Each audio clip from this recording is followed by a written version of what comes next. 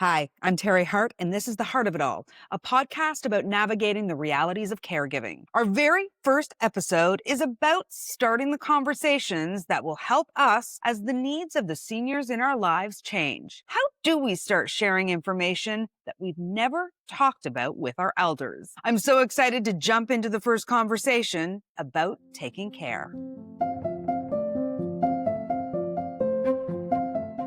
If you're one of the very lucky ones, you'll have a senior or two, or maybe even more seniors in your life. Maybe it's a parent, a relative, or a friend. As we age, we all need a little bit of help with all kinds of things. Caregiving will look different for us all, but what I know, what I'm living, is that we can proactively impact this stage of our lives. For some, they call it the sandwich generation. You've probably heard that, or the squeeze generation, or maybe you're just holding it all together.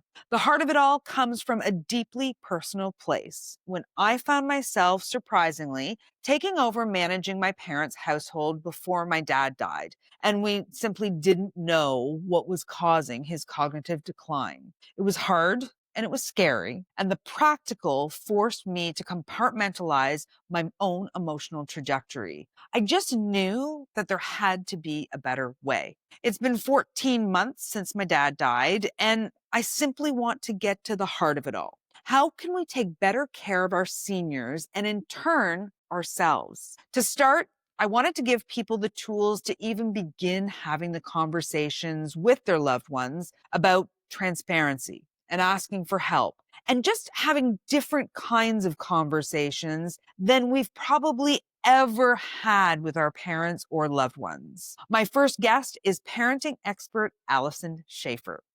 Alyson is an internationally acclaimed parenting expert. She's also a speaker, a best-selling author, and a media personality. Alyson is armed with years of research and clinical experience. She presents concepts from depth psychology on stages around the world, including TEDx. Alyson is able to break down complex ideas and present them in ways that are easy for parents to understand and, more importantly, implement. Parents seek solutions, and Alyson's forte is delivering actionable tactics that arm parents with the skills and confidence they need to face modern life challenges. Using humor, which you will hear, and relatable storytelling, she provides a fresh and positive understanding of family dynamics. Alyson, thanks for being here, my very first guest on The Heart of It All. I thought to myself that people spend years trying to become an expert on parenting, and now we need to become an expert on our parents. This is a big topic. So I thought we could start with a general question of how do you say to somebody, I want to talk about something we've never talked about before? Well, first of all, thank you for having me on the inaugural show. I'm excited for your entire podcast and today's topic specifically. And I think that what you just said is actually a really good, accurate way to start that conversation. Just to actually say, hey, we have a new topic area. We need to delve into something that we haven't talked about, something that might even potentially, be a little bit of a difficult conversation, but I'm up for it if you are. I love the idea that we're going to start this with honesty. So when I was thinking about this, I kind of thought that there are kind of four different categories for seniors in our life that we might want to have more information about. And I think the four categories are health, finances, end of life wishes, and general well-being on a day-to-day basis. Is there a right way or a wrong way to bring up topics that could be considered hard? There's some communication rules that apply to all human beings, regardless of ages and stages of being in their life. And one part of that is that when we try to open up a dialogue with someone, just that word dialogue, we want to dialogue and converse with them and open up a new way of getting into conversations in a way that we want to listen and understand and to guide respectfully. So you already used the word honesty and respectfully. And part of the respectfully part comes from the idea that in human relationships, it is more respectful and dignified to allow people to be able to make decisions for themselves to the capacity that they can. And it's very much at the same as our parents are starting to need more support. We don't want to step in past what they can manage. And Mhm. that's the line we have to kind of navigate around what they can and can't kind of manage. But we can't let our fear overtake us such that we're nervous about letting them hold on to some control. So I think it's important that we really come in with respect, that we have a long-term gain to keep their agency, independence, competencies going as long as they can, and that they understand that that's the place that we're coming from, that we're not coming in to say you're falling apart and that we're judging them. We're not coming in to say you're not doing it right and well enough and coming critical and say, I need to step in and do things better. It really has to be done in a very gentle way and in a caring way. And these conversations, much like other conversations with children growing up, they're never one and done. This is going to be things that Mhm. we're going to talk about time and time again as situations changes. It's a lot of information for people to take in, so you don't want to overwhelm them in that first conversation. So I think in our own mind to think about these principles and to think about those buckets that we might want to be looking into, but not to come in too hot and strong, but just to kind of have a bucket list of what we need to be keeping our eyes on as caregivers to our aging parents. And is it fair to suggest, Alyson, that coming in with questions instead of suggestions or answers is actually what a conversation is about? We really want it to be a collaborative process. And sometimes they are aware that they're stumbling and they're embarrassed about that, worried about that, and maybe don't want to divulge that because they don't know what's going to happen. So I think we come in with that loving concern. Usually it can be around an event. Like, hey, I really noticed that you were, having a hard time doing your taxes. That seems like a lot of pressure on you.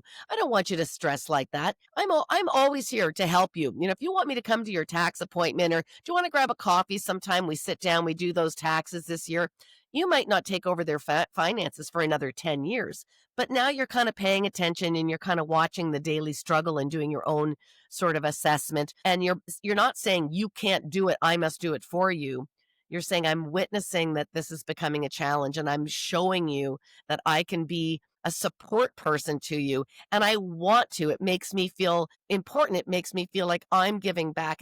Adults don't want to burden their children. So we really have to let them know that this is a pleasure for us to do this. I love what you said there about like, hey, I noticed using the tax situation as an example, you might not start taking over their finances for 10 whole years, but it is about starting the conversation. We have to think of these things as kind of like recon. Like we're going to do some building blocks of knowledge and understanding before maybe we actually need to implement that knowledge and understanding. Proactive part's important. And I realize too, every family situation is different. Like people can get diagnosed with something and really have an immediate decline. And I want to honor that not everybody has 10 years to put these foundational pieces out. But the principle of that is still, again, to not let that fear and that feeling of, I love my parents so much and I don't want to misstep and I want to do right by them. So I want to come in and make sure that they're okay in a way that can feel more demeaning from the parent's point of view.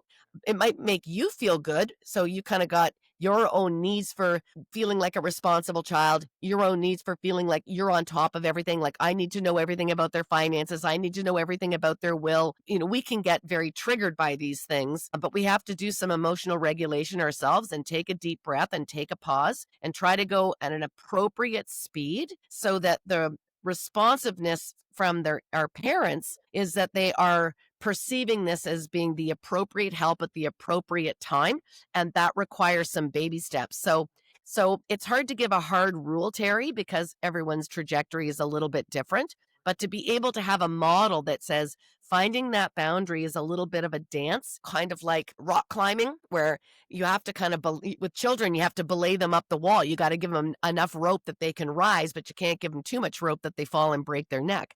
And so that dance has to be in the opposite order with our aging parents, where, they need to have their independence. They're full-fledged adults. So I'm going to offer this up, and my mom's going to be listening to this. So, Mom, I'm sorry, but a trick that I used with my mom and dad, and still sometimes use with my mom is I read an article that said, and that kind of allowed me to bring something up that maybe was just out there in the world. And that seemed to be a good entry point for me. Do you approve of that entry point? And like, do you have any other tips if you do approve of that? Teri, I do approve of that. I think that people need to hear information from like third party experts in a way that it kind of takes it a little bit out of our relationship. Because a lot of these difficult conversations are because they aren't just factual, they are relational, right?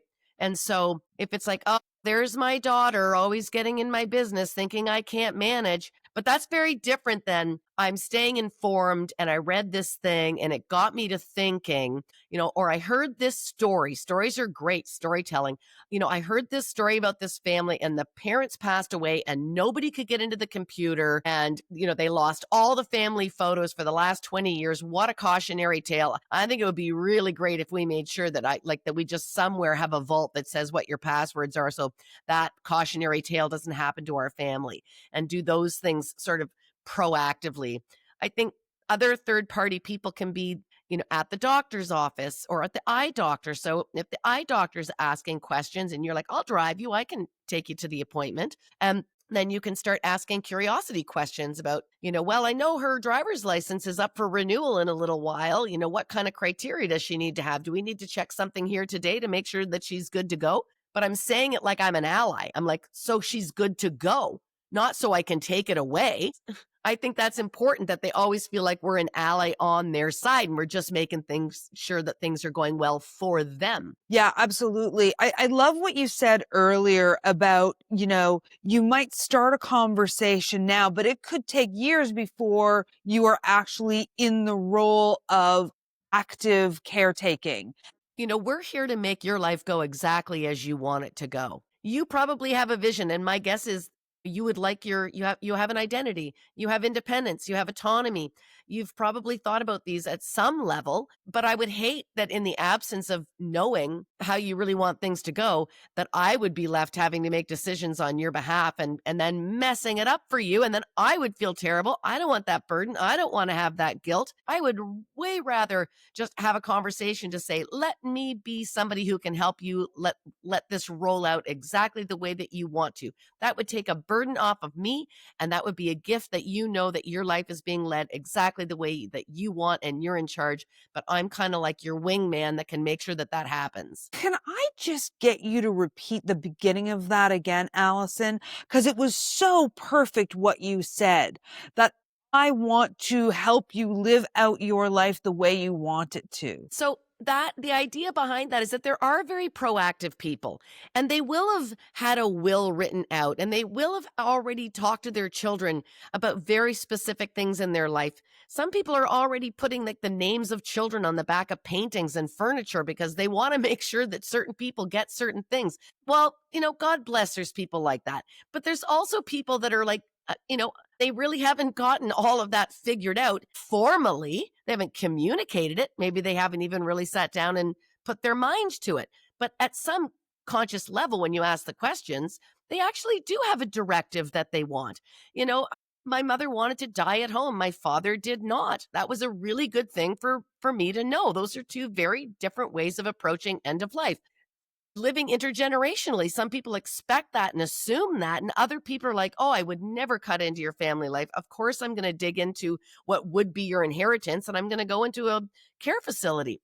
So, you can't assume that you know somebody around these topics because we don't sit around. I might know your favorite, do you want chocolate or vanilla cake for your birthday? Pretty sure I got that one nailed, but I have never had to talk to you about whether you want maid or home care, or these topics don't come up. So I think to be able to say that I want to be that person that makes sure it goes the way that you want it to go. And these are parts of you that I actually don't know. We haven't talked about these things yet, but I want to make sure that at the end of the day, I'm not feeling guilty that I made a bad decision on your behalf or that you would have wanted it a different way. So let's start talking about some of those things that maybe you haven't even spent too much time on, but let's do it while we still can. I love that. This is a part of you that I don't know yet. Let me know it. I think that what's so challenging for many is this shift in dynamic, that these are people, whether it be your parent or a loved one, that at some point probably had some kind of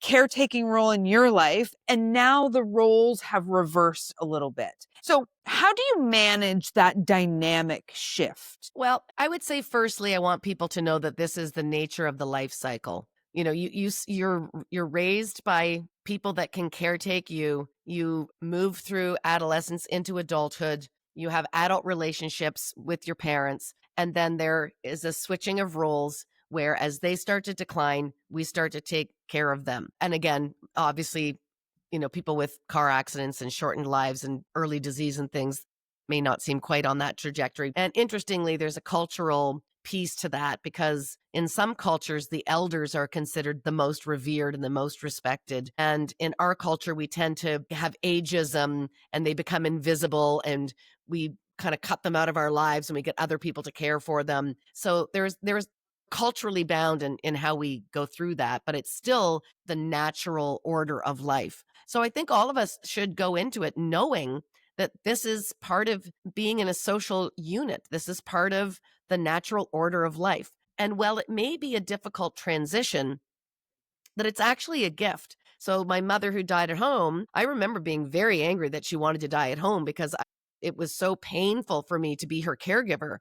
And I really felt ill prepared for that level of nursing and care. But after she finally passed, I just remember breaking down and weeping and saying, my God, this woman, even in her dying moments, she gave me the best gift of life because that's forever shaped me. It showed me my strength. It showed me my capacity. There was so much that happened in that I didn't like at the time. If I was doing like what felt comfortable, it wasn't comfortable, but was it the best thing that I did? Like, so many benefits in letting her wishes come true for her. In hindsight, it was tremendous growth for me. And that came from a place of communication and conversation and having those difficult conversations. And that's what this podcast is all about. I mean, I absolutely put her first and felt that, well, she put me first when I had croup and she had to walk around at night with me. She put me first when I had to get driven to my sports events and things like that. And this was her turn to go first. And to me, this was the reciprocity of life. It's really interesting that you bring up that idea of when you are stepping into a caretaking role, how much we can forget about ourselves in that. Can you talk a little bit, Alyson, about things that we need to be aware of to know if we're experiencing caretaker burnout, if we're experiencing anger around the situation, which I think would be a very fair emotion, if our fear is overtaking us in some other aspect of our life? So I think the number one piece here is to have compassion for ourselves, to be gentle with ourselves, because we will be angry. We will want to push down feelings. We will be frustrated. We will feel that some of the things that we wanted to do have been thwarted by this situation in our life. That I'm up for a job promotion, but I've got to go visit my mom in long-term care. And they just called and said she fell out of bed again and broke her hip. And I got to go there immediately. But I'm supposed to be in this meeting. And so there will be tugs and pulls and all of that is going to happen. And if we feel like a better person wouldn't be angry or a better version of me wouldn't be frustrated or a better version of me would roll with this easier, then we're just really being hard on ourselves. We have to be compassionate and say, I am in a difficult situation right now and I'm navigating it the best I can. Could I do better on a different date? Maybe. But I don't think a lot of us are sitting there feeling like, yeah, I'm going to hold back. I don't want to put energy right there right now. Some days my best wasn't very best. Some days my best was not good at all. But there was never more to give that I had access to. So I just had to be really compassionate. And so I think all of us could be gentler with ourselves, acknowledge we're doing the best we can in a difficult situation and that all emotions are okay. They're all valid. You can have mixed emotions. It's so just being really generous and compassionate with yourself, I think really begins. And then you mostly won't notice when you're burning out. I think it's the problem with burnout is that it's insidious. It's quiet and slow, and it kind of comes on in a way that you don't realize that you're wearing down because we kind of have this Herculean strength when we're caregiving. When we love something deeply and we're passionate about something, we seem to be able to hit the gas pedal harder and longer. And, so we dig deeper, not realizing that the battery stores are being drained quietly. So it feels almost like aggravating when people say, "Are you doing your self-care?" Because of course it's almost like trite. It's like everyone says that. And you're like, I'm trying. I haven't had 3 minutes to read a book or go for a walk. So sometimes I feel badly giving advice because I really do feel like I get how hard it is to do the self-care. And I don't want the self-care to feel like yet another burden of the caregiver, that they're also supposed to be having these like wonderful moments of release. But having said that, there is some wisdom to finding them, looking for the minutes, the seconds. And it might be when you're walking to pick up the car in the underground parking garage at the hospital, and it's the only moment that you have alone when no one wants you. And you're like, I've got 3.5 minutes to get to my car, and this is going to be the only time I'm alone today where no one is picking at my bones to get something from me. And so I'm going to very Zen-like try to stay in the moment and take these 3 minutes. I know when my dad was in the hospital at the end of his life, and people would say that, "Are you taking care of yourself?" And I wanted to punch people. There's a reason I asked the angry part of that question, Yeah. obviously. And I remember a friend said to me, all they said was, "God, Teri, this must be really hard." And that felt like better care for me, to recognize that it was hard, than to say, you should go for a massage, or you need to make sure you're treating yourself. That felt impossible, but somebody recognizing it was hard went a really long way for me. Yeah, having your life feel like it's witnessed, like witnessing what I'm doing here, witness my pain, witness me in this situation. Can't relieve it, can't make it go away, but witnessing it. And yeah, maybe you grab a minute here or there where you can, but there's so many limiting factors that people don't understand, but that being able to talk, that people are appreciating what you're going through, appreciating how hard the load is that you're carrying, that asking, what can I do? How can I help? Which when someone is really low or really overburdened is almost an unfair question, because that puts the burden back on them to say what you need. And I would say very much like the caregiving of an elder, where if you say, how can I support you more, mom? How can I support you more, dad? They really can't often come up with what that answer would be. But if you notice that, oh, all of a sudden, you know, they're not putting stuff into the dishwasher, or you look at their fridge and it's all got rotten food that's expired and they're not keeping on top of that. And you're like, hey, you know what? I could go through your fridge and I could pick you up some fresh, non-expired salad dressings, whatever it might be. Something concrete like that, where you're witnessing, you're there, eyes on the ground, which again goes to the assumption that you can visit in person. I feel badly for people that are trying to caregive and they're not at all in the same geography, but being able to step up and say, no, I'd love to take a load of laundry home and bring it back folded tomorrow with, some chicken pot pie you guys love to eat. So you're kind of volunteering, as opposed to saying, if you tell me what you need, I could do it. That's harder. I love these practical examples so very, very much. Not only are they an indication of where somebody might need help, but they're an indication of things that people can do to help in the moment and not jump to 60, or 120. When I started talking to people about doing this podcast, including yourself, all those months ago, I overwhelming response of like, "Oh, I can't wait to listen." So thanks to everybody who's listening. But also, the one thing that came up multiple times, Alyson, is driving. My parents, my aunt, my uncle, my grandparents, my whoever is still driving. I don't feel like they should be. I feel it's unsafe. They've passed their test, or it seems to be this recurring thing that people are facing with seniors in their lives. So what can people do with a senior in their life that is still driving, that possibly shouldn't be?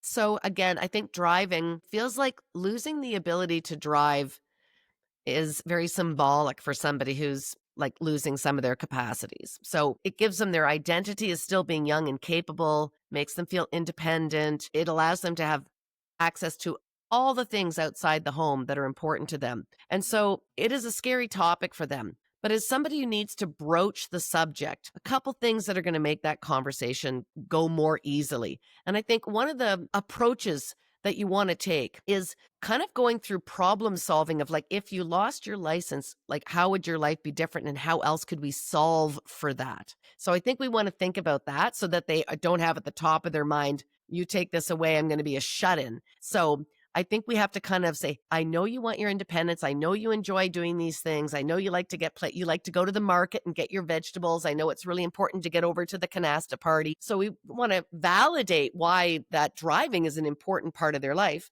And then I would probably make sure that I was driving in the car with them, because it would be better again to kind of come up with like, just the last time that we were together, I noticed that when the light changed colors, I had to remind you that it was actually time to go. And so that kind of worries me because I'm not always going to be in the car with you. So these are things that really have me concerned about continuing harm to yourself, safety and injury to other people in the community. That is really preying on my mind and heavily. But I also have this other piece where it's like, what else could we be doing so that you can continue your quality of life without having to be the driver? And let's talk about, like, I would happily drive you to Canasta. There's this lovely thing called Instacart that can bring your groceries. We can get you an Uber so you can still go out to the farmer's market and just go in a different car, not be the driver. I think there's all kinds of things that we could help you get to the things that you want to do in life without the risk and the harm factor being there. I think another great idea is saying, why don't we just try some of these ideas for a couple of weeks and then circle back? Suddenly it's like, oh, well, what a fantastic idea. Love your approach that you've brought up a couple of times, Alyson, of like a graduated approach.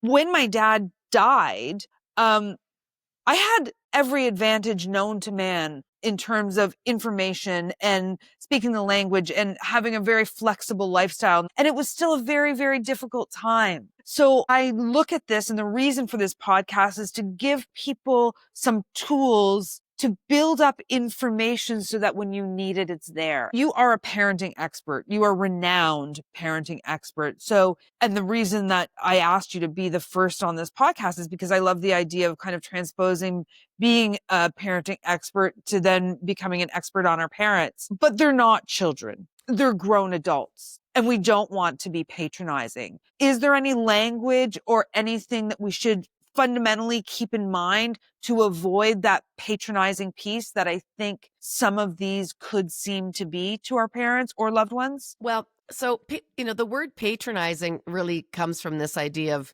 being in conversation where somebody feels that there is a person in a superior position and somebody in an inferior position.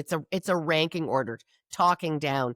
And so it's a big principle in human relationships that the healthiest relationships and the best communication and the best intimacy and closeness. And we know that the quality of your life is based on the quality of your relationships. If you want to get that part right, it's really about being in egalitarian, mutually respectful relationships. And that doesn't, in our relationships, you can have different statuses in life in terms of your roles and responsibilities, but we never need to be disrespectful and demeaning to another person. And so that comes down to like our style of communication, and where that might get thrown off a little bit in caring for our parents is that kind of boundary line around never do for a parent what they can do for themselves. And I say that with children, never do for a child what a child can do for themselves. You might have to train them on how to put the toys in the toy box or how to tie their shoe, but once they know how to do it, they should do it on their own. And now you've got an adult who knows how to manage their money, and they're starting to lose those abilities, but I'm not going to step in and look after their finances until I actually see that they're incapable of doing it. So when we look at the longevity research, for example, they had two research groups. One where they said, we're going to put a plant in your room at this old folks home, and it's your plant. You need to water it. You need to look after it. Enjoy the plant. And the other one, they gave them a plant and said, the caretaking team will come in and they'll water that plant, once a week. Please enjoy the plant. The people who looked after their own plants lived longer, like significantly, enough to make a statistical difference.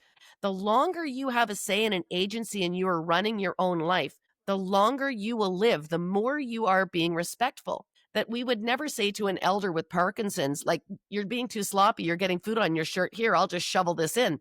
We would just sit there patiently. We would be very kind and gentle. So if we jump in too early with taking over the money and taking over the food and taking over the care, if they can still manage independently and do it safely and maybe not to our standards or what we would like, then they should really be still running their own life. So at some point you have to stand back and just say, it's not a choice that I would make, but they're allowed to make it. I have shown my concern, and I guess that's what they've decided to do. Okay, so that leads me exactly to my next question. We've been talking about this conversation about having difficult conversations and starting the conversation. And we've been talking about it like it's kind of all going to go smoothly. What do you do when you're met with resistance? What do you do when somebody says, "I'm sorry, none of your business"?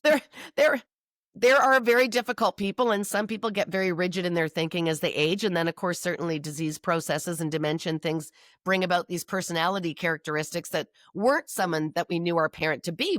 Maybe we never saw them as being those kind of people. And I think there's a lot that can be learned from watching some of the other professional caretakers that deal with this population all the time. And they're incredibly sweet. They're never combative.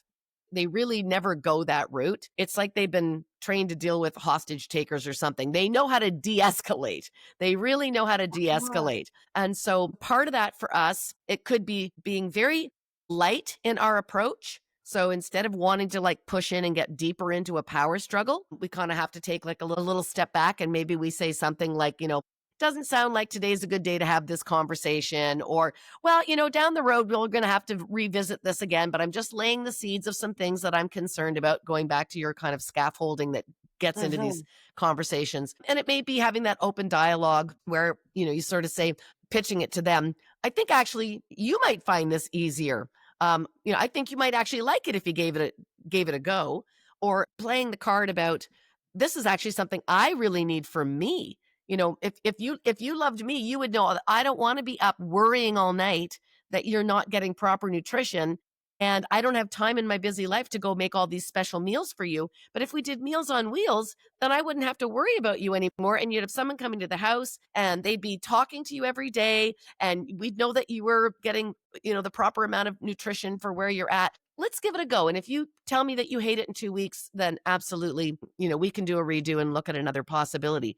So I think fighting with somebody who's resistant is just going to get more resentment and build up a bigger power struggle. So trying to go at that to not double down on being positional is probably going to be your best tactic. As things progress, I do think there is a point where you say, I love you so much, I need to make this decision for you. I wouldn't pull that card out in early days.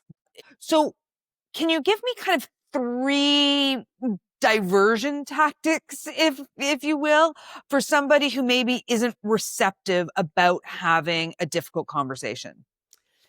So if it looks like it's going south, you can just sort of call off the conversation and just say, doesn't look like today's a good day for the conversation. Another way is to say, listen, it seems that you're fine with how things are going, but I just need to share with you that this is a burden on me because now I'm worrying about it and I'm cared and concerned, and this is now eroding my kind of comfortability and happiness. That I'm kind of asking for a favor from you. Could you help me out by making this change? And often you'll get some better buy-in around that. And then I think just being able to say, this is something that will have to be discussed at some point eventually. So, something to sit on, think on, not going away.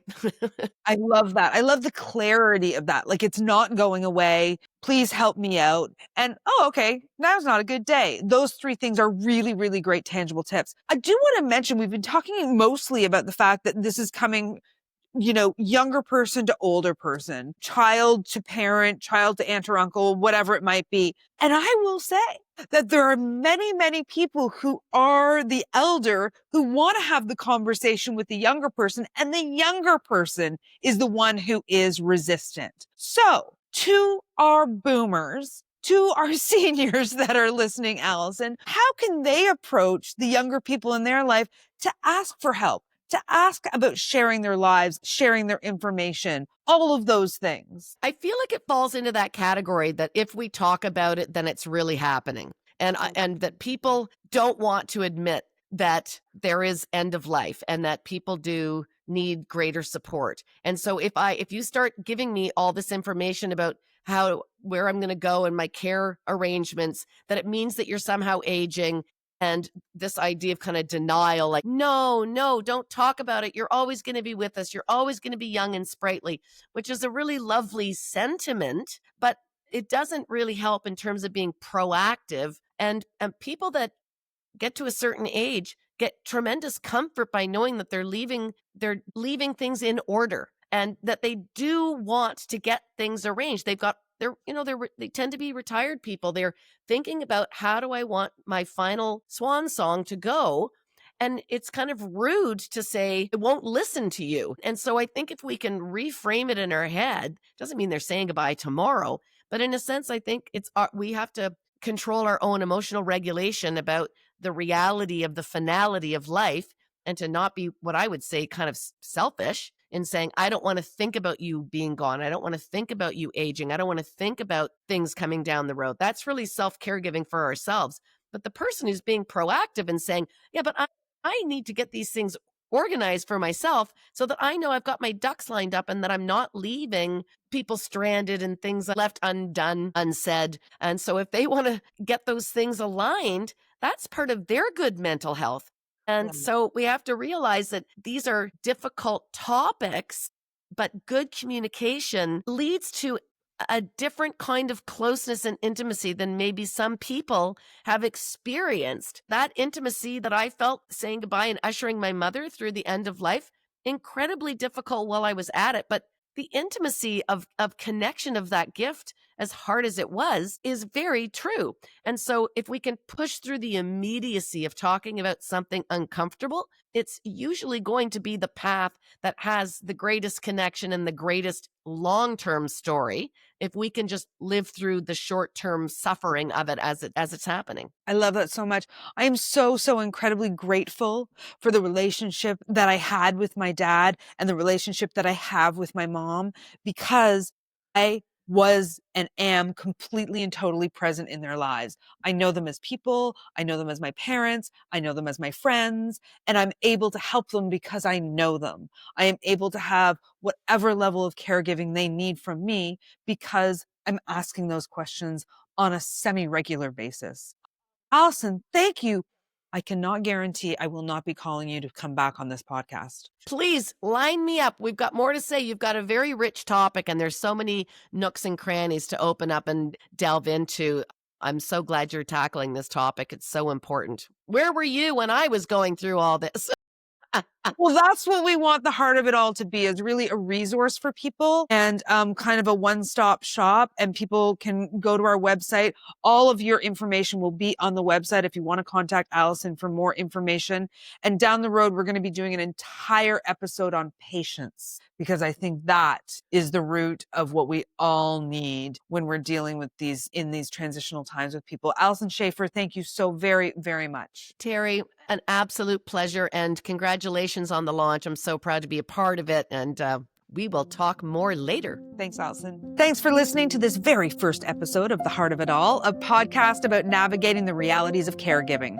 The podcast was created, executive produced, and is hosted by me, Teri Hart, co-executive produced by Carrie Hayden and Jess Carroll of 6 of 1 Digital, music provided by Riverside. Please do follow us on Instagram, Facebook, TikTok, and YouTube at The Heart of It All Pod, and let us know what topics have been challenging to talk to the seniors in your life about, and what do you need help with to be a better caregiver to a loved one. If you like the podcast, and I hope you do, please subscribe and share this episode with someone who you think could benefit from these conversations. Also, consider giving us a review on Apple Podcasts, Spotify, or wherever you get your podcasts. And please, always, take care. Many people will know that for 30 years, I've been an entertainment reporter all over the place in Canada. And so, of course, I want a little piece of that part of my life into this new venture of the Heart of It All podcast. And that means I am choosing a movie or TV show that is kind of in line with the subject that we're talking about in this week's pod. And this week, my recommendation is The Family Stone. Of course, Alyson Schafer and I are talking about having tough conversations, and The Family Stone is about a family trying to get a little bit more function in their dysfunction. Rachel McAdams, Claire Danes, Sarah Jessica Parker, Diane Keaton, Dermot Mulrooney, Craig T. Nelson, they're all there. It's a holiday movie and really a lot of fun to watch.